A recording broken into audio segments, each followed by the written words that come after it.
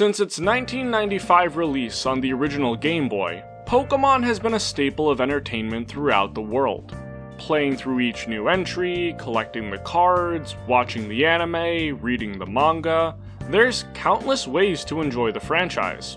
But for quite a few, myself included, battling competitively is the most fun aspect.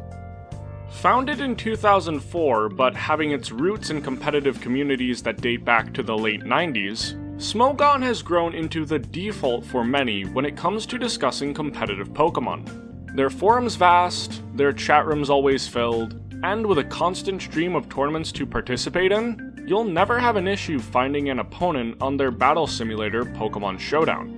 But what Smogon's become most famous, or in some circles infamous for, is its tiering structure.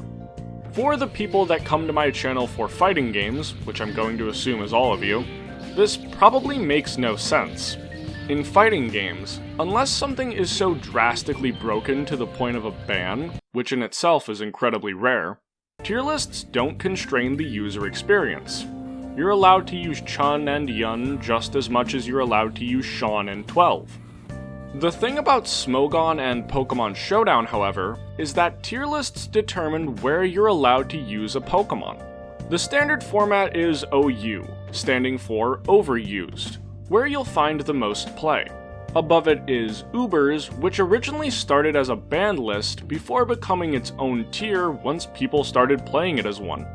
Below OU are tiers like UU, which stands for Underused, and RU, which stands for Rarely Used. For the health of competitive play in a given tier, Smogon will often ban certain Pokémon up a tier. The most controversial of these back when I was getting into competitive play about a decade ago was Blaziken being banned from OU up to Ubers. The sentiment among casual players was that it seemed very dumb to consider a starter Pokémon as strong as Pokémon like Mewtwo and Rayquaza. Now, while bans are a talking point and all, what fascinates me the most is consistency, as boring as that makes me sound. So, what do I mean by this? I mean Zapdos. Released in the first generation as one of the 3 legendary birds alongside Articuno and Moltres, Zapdos is the most consistent competitive Pokémon in history. Excluding Mewtwo, who has always been in Ubers, Zapdos has seen the fewest tier shifts of any Pokémon released in the first generation under Smogon's tier structure. And yes, that does include Mew surprisingly, who, after spending the first 4 generations in Ubers, was suddenly dropped below OU into UU in Generation 5, fluctuating between OU and UU in the generations that followed. Zapdos, on the other hand, has seen only 1 drop and 1 rise. Like Mew, it fell into UU during Generation 5, but immediately popped back up into OU when Generation 6 released on the 3DS, where it has remained ever since. I find it incredible how Zapdos has been able to maintain significant relevancy at the same level across nearly 30 years of competitive play. For most of the Pokémon it shared Gen 1 OU with, holding their own in future generations of OU hasn't been possible in nearly 15 years. Just look at Tauros, seen by many as the without a doubt best Pokémon in OU's first generation. Once Diamond and Pearl came out in 2007, it sunk to the at the time lowest tier of NU, short for Never Used. Even those that hung on the longest eventually fell while Zapdos remained. There's a trio of them that kept on trucking until they inevitably ran out of gas. Let's first look at them and see what went wrong. Snorlax spent the first 3 generations as a killer on offense, which included it being arguably the best Pokémon in Generation 2, even when including Pokémon from the Uber tier. Its prowess held until Generation 4 started a trend of introducing strong fighting types that had no issue snuffing it out, something that really wasn't a thing in the eras it dominated. The best fighting types in the first 3 generations tended to be on the lower end of OU viability. This changed in Generation 4 following the introduction of close combat, a 120 base power fighting type move that is now a staple attack on nearly every fighting type that gets access to it. Prior to that, a fighting type's best options were either the weak Brick Break or the prone to miss Cross Chop. From then on, the constant buffing of fighting types has seen Snorlax lose basically all the top tier viability it once had. Starmie was an OU staple alongside Zapdos up until the most recent generation, where its below average HP and average special attack finally caught up with it as the series' constant power creep just became too much, thrusting this OU staple down into never used. To my surprise, Zapdos' closest contemporary here, even ahead of Mew, is one of my favorite Pokemon, Gengar. Like Zapdos, it's been a generation sabbatical in UU. Gengar's trip down came, ironically enough, when it was forced to come back down to Earth with the loss of its Levitate ability, making it no longer immune to ground-type attacks. Levitate had been Gengar's only ability since abilities were introduced in the 3rd generation, and was a massive boon for it, since Gengar is a poison type, meaning it would normally be weak to ground-type moves. The difference here is that Gengar has yet to return to OU, currently stuck in the purgatory that is underused borderline, meaning that it's good enough to be banned from UU, but not being used enough to attain proper OU status. And now we get to the topic of this video. Why has Zapdos been so consistent? Always strong enough to maintain its spot in OU, but never overpowering enough to be banned to Ubers. To maintain that fine balance across nearly 30 years of change, both in game mechanics and player strategy, is quite the feat, and I'd argue that this accomplishment comes down to versatility. There is nothing about Zapdos on its own that sticks out as truly intimidating, either offensively or defensively. It's never been the strongest, never been the fastest, and it's never been the toughest to take down. But it's always been respectable in all 3 categories. Its base stats are incredibly balanced, with the only standout being its base 125 special attack stat. Gengar and Alakazam both had a higher special stat than that in Generation 1 OU, before special attack and special defense became separate stats. And if you were only looking at stats, you'd be right to question why its siblings Articuno and Moltres haven't seen similar success. This is where typing comes into play. One thing you'll quickly learn in competitive Pokemon is that Rock is an incredible offensive type. While Zapdos is weak to Rock moves because of its flying typing, Articuno and Moltres are extremely weak to Rock because they both have a secondary typing that is also weak to Rock alongside their flying type.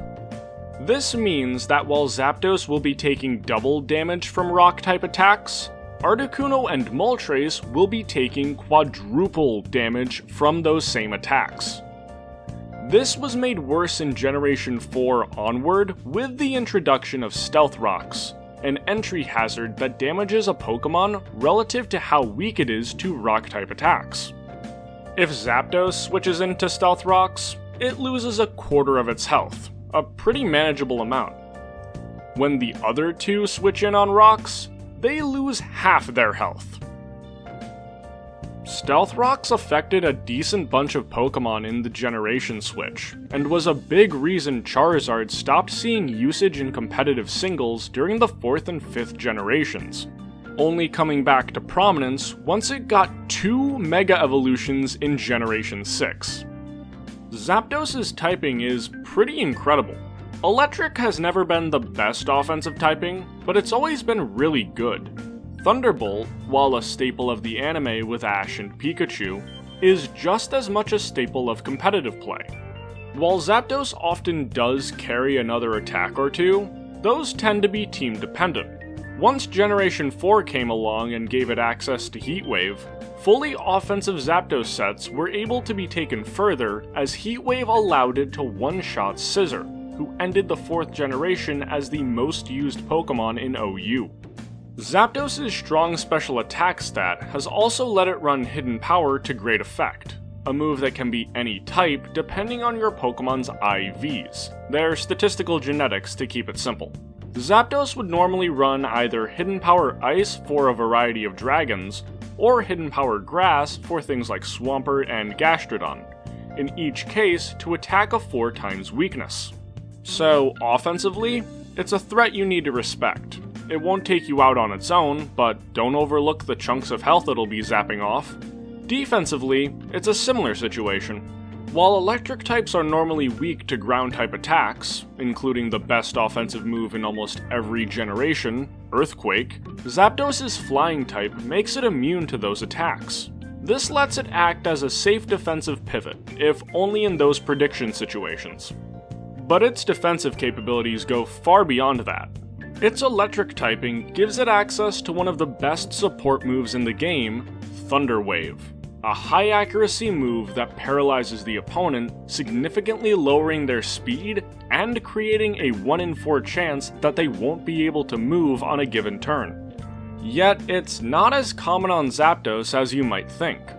Zapdos' move pool is vast enough to make such a good move an option instead of a necessity. Moves like Roar, Protect, Toxic, then later Defog and the healing move Roost are all other non-attacking options to consider, while the attack Discharge may be more appealing in later generations than both Thunderbolt and Thunder Wave. Discharge gives Zapdos a little bit of Thunderbolt and a little bit of Thunder Wave in one move, though at lesser degrees of both. While it's not as strong as Thunderbolt, its damage is still good, and while it's not the instant paralyzer that Thunder Wave is, its 30% chance to inflict the condition is still threatening and significantly higher than Thunderbolt's 10% chance. Unlike most Pokemon, you don't know what kind of Zapdos you're facing until it shows you its hand. The same can be said for some mixed attackers to an extent, but for example, once you see Tyranitar go for Fire Blast in Generation 3, you tend to know how it wants to work. This is what makes Zapdos so dangerous. You can't go for Protect, see one move, then know what you're facing. If it goes for Thunderbolt, it could be an offensive Zapdos trying to chunk you, or a defensive Zapdos trying to get stray damage off and see how you'll react. The same goes for status moves like Thunder Wave. While it might make newer people default to thinking it's a defensive Zapdos, it's not uncommon for offensive Zapdos to run status moves to take advantage of its good speed stat and spread these conditions faster. To know what kind of Zapdos you're facing, you need to take a risk. Now, you might be asking, if Zapdos is so good, why has it never been in Ubers? The thing about Zapdos is that while it is very good, it does have a few things holding it back from being truly destructive. Let's start with its offense. 125 is a really good base special attack stat, but it's not even close to being overpowering, especially when Zapdos lacks two key things that most offensive sweepers have. Firstly, it has no way to boost its offensive stats through a move like Swords Dance or Calm Mind, or the ability to set field effects that would do the same, such as Electric Terrain. To make things worse, Thunderbolt's 90 base power is actually pretty low for it being Zapdos' main attacking option. The other Pokemon in Gen 8 OU that uses Thunderbolt as its main attack is Tapu Koko, whose ability sets the aforementioned Electric Terrain, which boosts the power of Electric-type attacks. The best offensive threats of a generation often either have a move to boost their stats, or a main attack with a base power of 100 or higher. In rare instances, you get Pokemon that have both, Garchomp and Tyranitar chief among them. Zapdos lacks that extra punch that the most threatening sweepers offer. Though not as big an issue, but also something to consider, Zapdos lacks a truly good flying-type special attack. That's a big hit to a dual-type Pokemon, since every Pokemon gets a power boost whenever they use an attack that shares their typing. Comparing it to Garchomp will make this issue a bit more clear. Garchomp's two typings are Ground and Dragon. It can take advantage of its ground typing with Earthquake, and has the option of either Dragon Claw or Outrage for its dragon typing on the typical physical attacker sets. It's able to get really solid damage out of both of its typings. Zapdos doesn't have that same luxury. After its electric move of choice, it then has to cobble together coverage with moves like Heat Wave and Hidden Power. Its best flying attack has historically been Drill Peck, which is the same power and accuracy as Garchomp's Dragon Claw, but is a physical attack, while Zapdos is always a special attacker. The stat investment needed to make Drill Peck threatening on most Zapdos sets would be hurting its strengths too much to justify the move's inclusion. Its best special flying type attack by power is Hurricane, though that move wasn't around in the first 4 generations, and is only 70% accurate in most cases. Its only other special flying type attack is Air Cutter, a 60 power, 95 accuracy move that is so bad I don't think I've ever seen it even in a random ladder battle. So yeah, Zapdos' flying typing is basically worthless on offense. Its 100 base speed stat is also pretty standard now. It's what many people have considered for a long time to be the baseline for a Pokemon to be considered fast. In the same breath, base 100 has always been considered good, but never great. Most bulky attackers will outrun you after a single boost to their speed unless you're fully invested in yours, Tyranitar and Metagross being notable examples. Defensively, there are another few things that hold it back. While its flying typing makes it immune to ground attacks and resistant to fighting attacks, it makes it weak to both Stealth Rocks and Rock attacks in general, along with giving it an Ice-type weakness. So in exchange for immunity from the best offensive type in the game and a resistance to a very good one, Zapdos is weak to arguably the second best offensive type in the game and another very good one, basically breaking even. As I've already mentioned, Zapdos loses 25% of its health when switching into Stealth Rocks due to its flying typing. This isn't as big of an issue for it as it is for its siblings, but it's still annoying to work around. If Zapdos had a move like Recover or Soft Boiled, it would be a considerably better defensive Pokemon, especially in that spot, as it's already immune to the rest of the game's entry hazards thanks to its flying typing. But instead of those great options, Zapdos has Roost, a healing move that requires you to read the fine print. Roost heals 50% of the user's health, but gets rid of its flying typing until the turn ends, meaning that if Zapdos goes first, it can get hit with Earthquake now because losing its flying typing also costs it its ground immunity. Well, yeah, but it also gets rid of its rock weakness, you might be thinking. While that is true, it often doesn't matter. Here's the thing. Most sweepers that run physical rock attacks, which is a lot of them, also run physical ground attacks. If you take the risk of going for Roost against these Pokemon, smart players can make it a lot harder to find a time to heal again by focusing on the risk Zapdos is taking by losing its ground immunity. And that's to say nothing about it also losing its resistance to fighting type attacks. But don't be mistaken, Roost Zapdos is still very good. It's just not the bane of your existence defensive menace that a soft-boiled Blissey or Recover Toxapex has the potential to be, because their recovery moves have no strings attached. Back to Stealth Rocks, most defensive Pokemon lack that weakness. For your defensive pivots, you want to be switching them in often to tank hits. Gliscor, Ferrothorn, Blissey, and Toxapex all can switch in on rocks without feeling it too much. While the introduction of the item Heavy Duty Boots can give Zapdos an immunity to Stealth Rocks, it comes at the price of it not being able to hold a recovery item like Leftovers or Citrus Berry, whereas the other Pokemon I mentioned are able to do so because they don't need to make a point of compensating for this weakness. This would be less of an issue if it had primary defensive Pokemon type stats. Instead, Zapdos has pretty balanced defensive stats.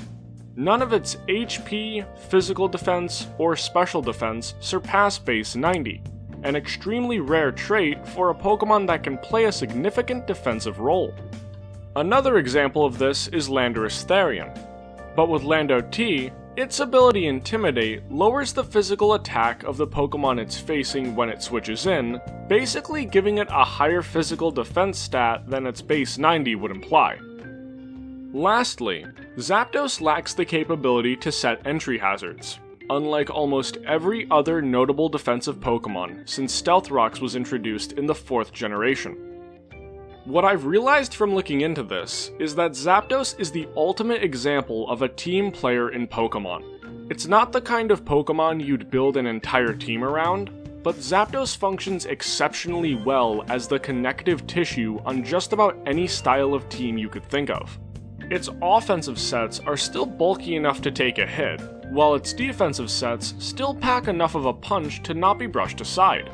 Zapdos works best when it's part of a rolling unit, not as the star of the show. Let's look at this Generation 4 team as an example. The crux of this team is to use intimidating offensive threats to get the opponent to bring in their slower defensive Pokemon so I can safely bring in Breloom and begin Spore substitute shenanigans. The Zapdos on this team is an offensive Choice Scarf set, with the item boosting Zapdos' speed at the cost of locking it into one move until it switches out. Zapdos works alongside Metagross, Scizor, and Tyranitar toward achieving the end goal of getting Breloom in on a slow Pokemon that it can put to sleep. In the cases of Scizor and Zapdos, both use the move U-turn to switch out while dealing damage, allowing for a whole host of options to get the team in better positions. This is my preferred blend of Zapdos, a pivot disguised as an offensive threat. But going on its Smogon page and looking across the generations, you can see many other variations for whatever your team might need. The first set listed under its Generation 4 overview, for example, is a really annoying tank set that invests exclusively in its defensive stats. But unlike most tanks in Pokemon, this defensive set works really well when running 3 attacking moves. It's a credit to just how much of an anomaly Zapdos is. It's a tank that takes advantage of its defense by going on the offensive. It's got sweeper potential despite almost never attacking with its secondary typing. And all of that somehow lets it be a beacon of consistency like nothing else competitive Pokemon has ever seen. You know, I've always liked Zapdos, just generally. Its cards usually look cool, it was in Pokemon the Movie 2000, and it's been on a handful of teams I really liked using. But going on this deep dive into why it's held court in competitive for so long, Zapdos has become one of my favorite Pokemon. That leads us nicely into the question I want to ask all of you, the viewers. Who's your favorite Pokemon? Mine's Bisharp, and it wasn't until recently that I realized it was, but it's been a crucial piece of 2 competitive teams that hold a lot of sentimental value to me, and I always feel good when I'm using it in battle. Anyways, peace.